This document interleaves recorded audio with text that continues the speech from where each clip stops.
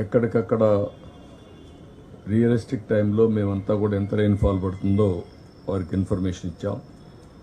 Heavy rainfall కానీ moderate rainfall కానీ మొత్తం కూడా ఎక్స్ప్లెయిన్ చేశాం.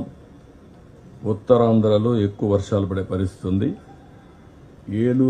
ఏలేరు రిజర్వాయర్కి ఏఎస్ఆర్ జిల్లా నుంచి ఎక్కువ నీళ్లు వచ్చే అవకాశం ఉంది.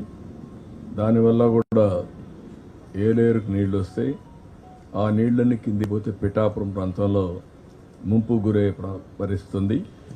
దానికి తగిన ప్రికాషన్స్ తీసుకోమన్నాం. ఎందుకంటే 15,000, 20,000 వచ్చే అవకాశం ఉంది.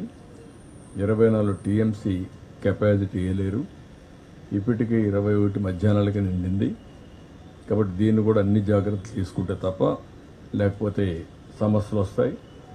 ఇన్ఫ్లో అవుట్ఫ్లో ముంపుకు గురి కాకుండా ప్రాజెక్టుకి ఇబ్బంది లేకుండా ఏం చేయాలో అవన్నీ చేయమని దానికి కూడా ఇచ్చాం.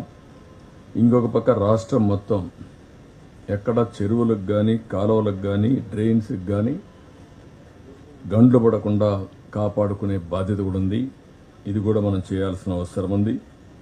ఇంకొక పక్కన ఏజెన్సీ ఏరియాలో విశాఖపట్నం ఏరియాలో పైనుండే హిల్స్ అనే కొండల మీద నుంచి ఈ యొక్క ల్యాండ్ స్లైడ్ జరిగి ప్రమాదం ఉంది.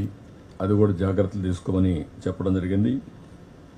ఇంకొక పక్కన ఏఎస్ఆర్ డిస్ట్రిక్ట్లో ఫ్లాష్ ఫ్లడ్స్ వస్తే అక్కడుండే చిన్న చిన్న గూడాలు కూడా దెబ్బతినే పరిస్థితి వస్తుంది. దానికి కూడా అప్రమత్తంగా ఉండమని వారిని కూడా అప్రమత్తం చేశాం.